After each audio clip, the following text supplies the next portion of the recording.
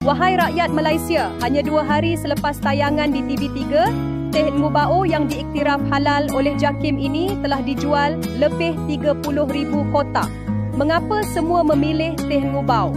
Inilah teh pertama di Malaysia yang diformulasi khas dengan 100% herba semula. Jadi untuk detoks buah pinggang, hapuskan toksin dan tingkatkan tenaga sehari-hari. Buktinya, ribuan pengguna telah merasai perubahan.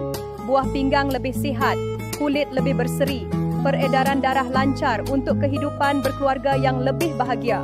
Yang paling penting, teh Ngubau selamat dan tiada kesan sampingan, dijamin halal dan disahkan oleh pakar kesihatan. TV3, jangan lepaskan promosi istimewa ini, diskaun 50% plus, penghantaran percuma ke seluruh Malaysia. Klik pautan di bawah untuk pesanan anda. 30,000 orang telah mencuba, sekarang giliran anda.